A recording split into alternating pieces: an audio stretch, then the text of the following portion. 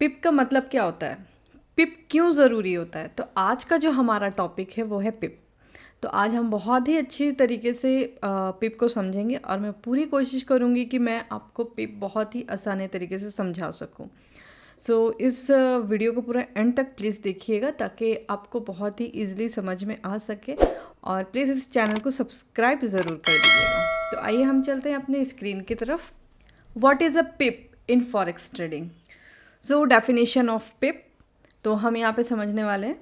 Forex trading में पिप का मतलब होता है परसेंटेज ऑफ पॉइंट या फिर प्राइस इंटरेस्ट पॉइंट, या फॉरेन एक्सचेंज मार्केट में किसी करेंसी पेयर्स की वैल्यू को हम बोले तो सबसे छोटी प्राइस मूवमेंट को बताता है।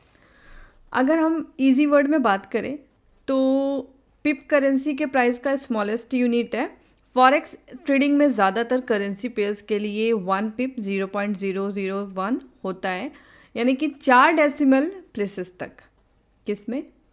फॉरेक्स ट्रेडिंग में ज़्यादातर करेंसी पेयर्स के लिए 1 पिप इज इक्वल टू 0.001 होता है, यानी 4 डेसिमल प्लेसेस तक। अब एक एग्जांपल देख लेते हैं, यूरो यूएसडी, यानी कि जैसे कि 1.10002 1.1001 है, इट हैज़ मूव्ड 1 पिप, यानी कि यहाँ पे ये हुआ कि इसमें 1 पिप का मूवमेंट हुआ। नेक्स्ट है कुछ करेंसीज जैसे कि जेपीवाई और यूएसडी जेपीवाई में, यानी कि 1 पिप का जो होता है वो 0.01 यानी कि 2 डेसिमल प्लेसेस होते हैं इसमें। पिप को यहाँ पे क्यों मापा जाता है? पिप के इस्तेमाल करेंसी की प्राइस में फ्लक्चुएशंस के उतार चढ़ाव को मेज़र करने और प्रॉफिट लॉस को कैलकुलेट करने के लिए मापा जाता है। जैसे कि यूरो यूएसडी, अगर हम बात करें यहाँ पे यूरो यूएसडी 1.1200 अगर बढ़ के 1.1201 हो जाता है, यानी कि इसमें 1 पिप का मूवमेंट हुआ है। ठीक है, और इसी तरह से यहाँ पे मैं आपको पिप का वैल्यू बता देती हूँ। मैं जैसे मैंने यहाँ पे एक कैलकुलेटिंग पिप वैल्यू बनाया है। यहाँ पे pip value depends on lot size, trade size, currency pair being traded. For a standard lot जो है वो फॉर अ स्टैंडर्ड लॉट यानी कि 1 lakh units 1 pip is equal to $10, यानी कि 1 पिप का जो मूवमेंट होता है उसमें $10 का मूव होता है। फॉर अ मिनी लॉट यानी 10,000 units 1 pip is equal to $1। Pip value is equal to, उसका पिप का वैल्यू होता है 1 pip exchange rate lot size के हिसाब से। Example of pip movement, euro USD का एक एग्जाम्पल दे देती हूँ। Price move from 1.1002 to 1.1010 is equal to, यहाँ पे 10 यानी 10, यानी कि 10 पिप्स का मूवमेंट हुआ है।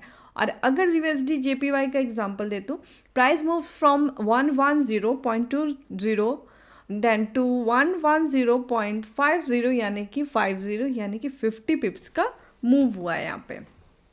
यहाँ पे कुछ इंपॉर्टेंट्स बातें हैं, जैसे कि मैं आपको बता देती हूँ यहाँ पे।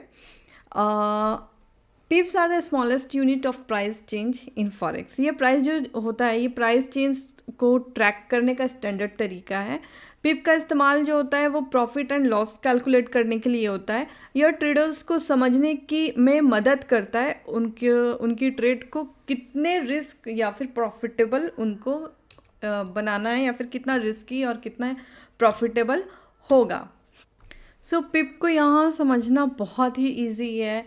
जैसे मैंने आपको बता दिया 1 पिप का मूवमेंट कैसे होता है और 10 पिप्स का भी मूवमेंट हम कैसे होता है समझ सकते हैं। ये सब डिपेंड करता है आपके लॉट साइज के हिसाब से।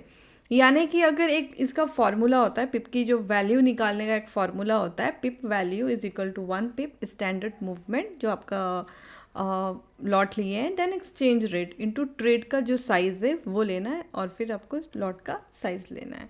तो यहाँ पे आपका जो अगर आप कैलकुलेशन करेंगे तो वो आपका कैलकुलेशन निकल जाएगा।